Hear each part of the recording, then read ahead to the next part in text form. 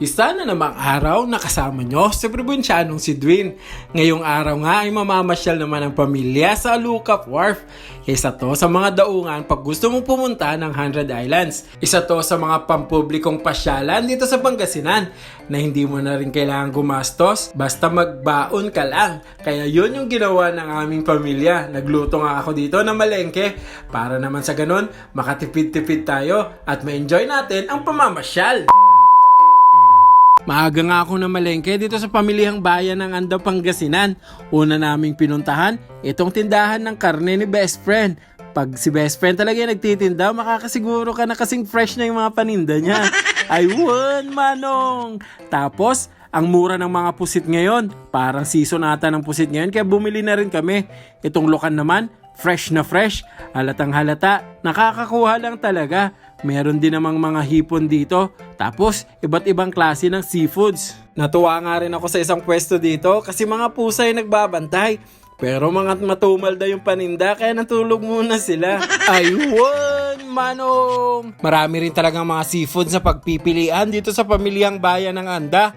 Katulad na lamang din ng mga tuna. Meron din kaming salmon tapos itong malaking pugita. Masarap din yung adobo yan. Bumili lang nga rin pala ako dito ng ararosep. Meron din namang mga talaba at iba't ibang klase ng mga shellfish na nandito.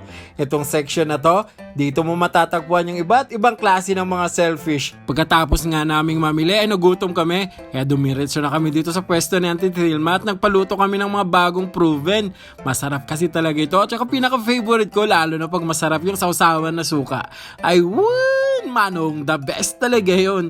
Eto nga at habang kumakain ako dito, napapaisip ako, paano kaya namin bubuhatin o ikakarga sa isang motor lang yung mga pinamili namin. Pagdating nga ng bahay, diretso luto na ako mga kamanong. Una kong niluto, itong adobong manok. Nag-request nga sila ng medyo matuyo-tuyo at yung classic talaga na adobo ang iluto ko. Kaya naman yun yung ginawa ko. Hindi na nga masyadong detalyado yung pagluluto ko dito ng adobo. Paano ba naman kasi? Hinahabol ko yung oras. Uy, sana all hinahabol. Ayun, manong. Medyo nagmamadali nga talaga ako sa mga oras na to. Paano ba naman kasi tanghali na at wala pa akong naluluto na babaunin namin. Kaya naman pinapakita ko na lang sa inyo, shortcut na ng pagluluto. Huwag kayong mag-alala dahil kahit shortcut yan, sinasamahan pa rin natin yan ng pagmamahal. Yun naman talaga yung importante sa pagluluto na katulad nito. Kahit anong masarap na sangkap ang ilagay mo dyan, kung walang pagmamahal, hindi rin yan magiging masarap. Kaya yun na lang yung tip ko para sa inyo. Sinunod ko ang iluto. Itong adobong pusit naman. Napakamura lang ng mga pusit dito sa amin. Imagine mo yung dating 220 na pusit, ngayon 100 na lang nabibili. Kaya sabi ko kay ate, damihan natin yung bili natin ng pusit. Masarap din kasi talaga yung adobong pusit. Lalo na pag medyo tuyo-tuyo din talaga at fresh. Pinuntahan ko na nga rin dito si Omar na nag-iihaw. Baka sabi ko maligaw. Pero sabi ko sa kanya, ayusin mo yung pag-iihaw ng bangus at talong. Masarap din kasi yan ay partner sa masarap na kanin. Nilagyan ko na nga rin ng soy sauce itong adobong pusit. Konti lang yung nilagay ko dyan. Para naman sa ganun, di talaga siya magsabaw. Pero di talaga maiwasang nagsabaw. Kaya naman, papatuyuin pa natin yan ng konti. Para yung lasa ng pusit, mas lalo pang mas maigsi. Pagkatapos ng pusit, agad ko namang binanatan itong pansit canton na lulutuin natin. Siyempre, pag may mga ganitong may handaan, hindi nawawala ang pansit. Pantawid gutom din yan. Pero sa totoo lang, double purpose kasi yung pansit. Pwede mo na rin papakin. At siyempre, pag mga Pinoy, pwede ring ulamin. Ay, puro carbs. Ayun, manong! Una ko ang ginisa dyan, itong atay na sahog natin. Naglagay na rin ako ng paminta para pantanggal ng lansa. Sinunod ko dyan, itong manok naman na hinimay-himay natin. Pag mga ganito talagang lutuan, mang pansit, dyan ako expert. Favorite ko rin kasi talaga yan. Minsan nga, kahit sardinas lang ang sahog ko, abay panalo na. Ewan ko ba, totoo ata sabi nila na ang pansit, pampahaba daw ng buhay. Ayun, manong. Pero sana hindi lang yung buhay yung umaba sa akin, pati na rin yung pasensya. Ayun, manong manon. Hinalo-halo ko nga lang talaga yung mga sahog nito. Pagkatapos niyan, hindi ko na naipakita kung anong sumunod na nangyari. Paano ba naman kasi hindi nag-record yung camera ko? Kailangan ko na ata talaga ng bagong phone. Hindi naman sa nagpaparinig ako mga bro. Pero pagkatapos ko nga magluto, sinabihan ko na si Umar na ikarga na yung mga baon namin dito sa sasakyan. Nang sa ganon, makagayak na kami. Itong mga bata nga to, excited na rin talagang pumunta doon. First time kasi namin talaga na magsama-samang mga magpapamilya para mamasyal. Yung mga ganitong pagkakataon na hindi namin noon nagagawa. Ngayon, kaya nang gawin. Sa tulong ni Lord. Salamat kay Lord sa lahat ng mga biyaya. Pagkatapos nga namin may karga itong mga baon namin, ay pumesto na rin sa kanilang upuan itong mga kapamilya. Kaya sabi ko, mag-pray muna tayo bago tayo umalis. Dito nga ako pumesto sa bandang dulo. Andito kasi yung mga pagkain. Baka kasi mamaya pagdating namin doon, naubos na ni Umar. Aywan, manong!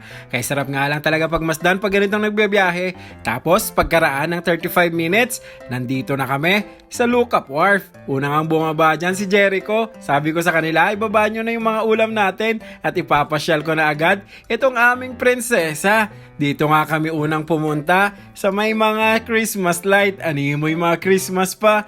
Pero na-amaze talaga itong si Amira. Sabi ko sa kanya, umpisahan niya ng maglakad-lakad.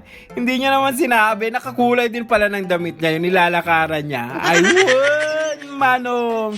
Pero kahit nga itong aming munting prinsesa ay talagang tuwang-tuwa. Ito nga pala yung sinasabi kong daungan ng mga barko papuntang 100 Islands. Yung mga natatanaw yung mga isla na yan, yan yung 100 Islands. Kung titingnan mo, medyo malapit lang pero abutin ka rin siguro ng 30 minutos gamit ang bangka.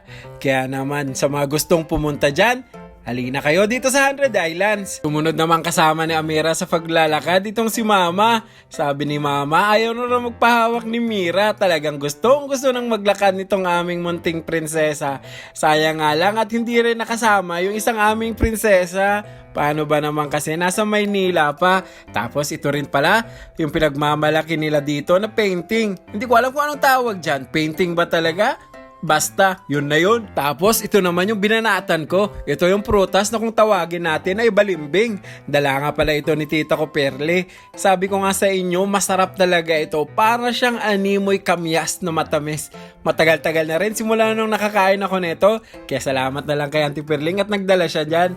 Pagkatapos, oras na syempre ng kainan. Pinag-pray muna namin yung mga pagkain. Para nang sa ganon, mabusog na kami physically, spiritually pa.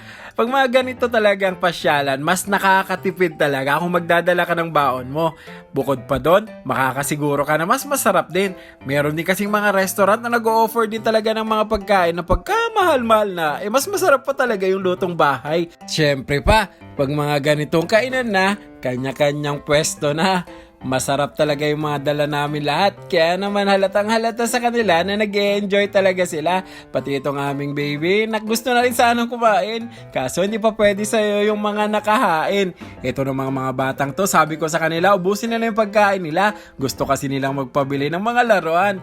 At yun na nga, bumili na nga sila ng laruan. Hindi rin natin talaga may kakaila sa mga batang katulad nila yung maglaro. Ayun, manong! Pero sa totoo lang, nakakatawa rin. Noong mga oras kasi namin, kahit maglupisay kami sa iyak, hindi kami mabibilan ng laruan. Dito na nga rin pala ako pumunta sa mga may hugot. Pero imbis na feelings, pagkain naman yung pinagtripan. Kung makikita nyo, lahat ng mga hugot nila dito tungkol sa pagkain. Pag ganito ba namang mga hugot, pati pagkain, ay naku, ewan na lang mga kamanong. Siguro, pati talaga ikaw, ay mapapakain na rin. Pauwi na nga rin kami mga kamanong sa mga oras na to. Kaya naman, sinulit ko na yung pagkakataon. Nagpa-picture na nga rin ako dito sa iconic na 2,2400 Islands na to. Tapos, naglakad-lakad na rin dito sa Christmas light na animo para ka rin kumikot-ikot. Ano ba? Kumikot-ikot-itap. Kaya hanggang dito na lang mga kamanong. Maraming salamat ulit sa pagsuporta. Hanggang sa susunod, paalam!